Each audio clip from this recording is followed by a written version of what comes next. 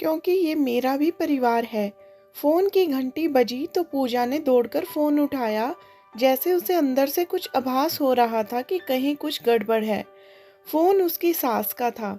उन्होंने घबराए हुए स्वर में कहा, बेटा, कल रात को तुम्हारे पापा को दिल का दौरा पड़ा है, उन्हें अस्पताल में भर्ती करवाना पड़ा। समीर कहाँ है? उसे बुलाओ ना, उससे ज़रूरी बात करनी है। पूजा ने समीर को आवाज़ देकर कहा, पापा की तबीयत खराब हो गई है। माँ का फ़ोन है, तुमसे बात करना चाहती है। माँ का फ़ोन सुनते ही समीर का मूड ऑफ हो गया। उसने मन में बड़बड़ाकर कहा, क्या मुसीबत है? अभी पिछले हफ्ते ही यहाँ से पूजा के पापा डॉक्टर से चेकअप करवा कर गए हैं और अब फिर से तबीयत खराब हो गई। अब फिर यहाँ आ धमकेंगे। अकेली लड़की से शादी करने की सजा है ये। सारी जिम्मेदारी दामाद के सिर मढ़ दी जाती है। जरा सा बुखार भी आ जाएगा तो फोन घुमा देंगे। अब मैं फोन बंद ही कर देता हूँ, नहीं तो अभी मुझे फोन घुमा देंगी, पर अभी तो कुछ उपाय करना है। उसने पूजा से कहा, माँ से कह दो अभी मैं बिजी हूँ, मैं जो बात करना है वो तुमसे कर ले। मेरे पास समय नहीं है, ये सारे झंझट तुम ही संभाला करो, मुझसे नहीं होता यह सब। पूजा ने बड़ी गहरी नज़र से देखा और कहा, ठीक है, अगर यह मेरा काम है तो मैं करूँगी। वैसे तुम नहीं भी कहते तो भी मैं करती। अगर तुम उन लोगों को मेरी ज़रूरत है तो मैं जाऊँगी और आज ही निकल जाऊँगी। तुम तो बच्चों को भी संभाल नहीं पाओगे, इसीलिए उन्हें भी साथ ही ले जाती हूँ। इतना कहकर पूजा ने अपने और बच्चों के कपड़े जमाए, सब सामान ठीक किया और ट्रैवल एजेंट से टिकट बुक करवाए और शाम को चली गई। पूजा को अकेला आया देख माँ हैरान होकर बोली, अरे तुम अकेली ही आई हो, समीर नहीं आया? पूजा ने कहा, नहीं माँ, उनके पास समय नहीं है, वे जरूरी काम में फंस गए हैं तो बाद में आएंगे। उन्होंने मुझसे कहा है अभी तुम जा आओ और माँ और पापा को संभालो। आप चिंता ना करें माँ, मैं हूं ना, सब संभाल लूंगी। सही में पूजा ने सब संभाल लिया। पापा का ऑपरेशन हो गया तो माँ और पूजा ने चैन की सांस ली।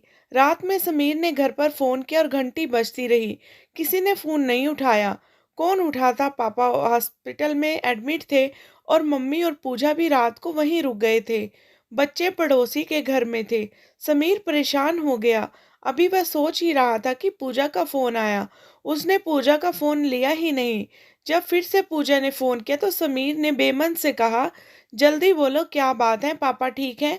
पूजा ने बताया, ठीक है, कल उनका ऑपरेशन हो गया है, पर अभी रहना हॉस्पिटल में ही पड़ेगा, तो मैं जल्दी नहीं आ पाऊंगी, माँ को अकेला नहीं छोड़ सकती। समीर ने कहा, हाँ ठीक है, आ जाना जब तुम्हारा मन करे, पर मैं बता देता हूँ, मुझसे आने के लिए मत कहना, मैं नहीं आ पाऊंगा। समीर की बात सुनकर पूजा मन ही मन हंसी और सोचने लगी, तुम यह समझ रहे हो ना कि मेरे पापा की तबीयत खराब है, इसलिए ये सारी बेरुखी है। जब तुम्हें पता लगेगा अस्पताल में तुम्हारे पापा भर्ती हैं, दिल का दौरा तुम्हारे पापा को पड़ा है, तब मैं देखूंगी क्या करते हो। मेरे लिए तो तेरे पापा और मेरे पापा नहीं हैं, दोनों ही हमारे पापा हैं, इसलिए मैं तो किसी भी कीमत पर दोनों में से किसी को भी अकेला नहीं छोड़ूंगी। समीर की जब अपनी माँ से बात हो पाई तब उसे पता लगा कि पूजा के पापा को नहीं, मेरे पापा को दिल का दौरा पड़ा है, तो वह हैरान हो गया। यह क्या हो गया, क्योंकि अभी 15 दिन पहले ही पूजा के पापा पूजा के पास आकर पूरा चेकअप करवा कर गए थे और उनका ईसीजी और दूसरी रिपोर्ट भी थोड़ी गड़बड़ आई थी, तो समीर ने समझा उन्हीं की तबीयत बिगड़ गई है। उसे पता नहीं था कि पूजा इस प्रकार बात को स्पष्ट किए बगैर चली जाएगी। अगली ट्रेन से हड़बड़ाता हुआ समीर अपने घर पहुंचा। वहां पहुंचकर उसने देखा पूजा पूरी लगन से उसके पापा और माँ को संभाल रही है। माँ ने पूजा की तारीफ करते हुए कहा, पूजा ने तो तुम्हारी कमी महसूस नहीं होने दी, सब ऐसा संभाला जैसे उसके ही पापा बीमार हों। समीर चुपचाप सब सुन रहा था, उसके पास कहने को कोई शब्द नहीं थे। पूजा ने जरूर कहा, माँ, शादी के बाद जब पति पत्नी मिलकर दो से एक हो गए तो फिर उनके मम्मी पापा अलग अलग कैसे? मैं तो यही समझती हूँ कि जब जिसे जरूरत हो हमें उसकी सहायता करनी चाहिए। जरूरत तो दोनों ही परिवार को पड़ेगी, तो अगर हम अलग अलग ना मानकर सबको अपना परिवार माने तो आसानी से सारे काम हो जाएंगे और टेंशन भी ना बनेगी।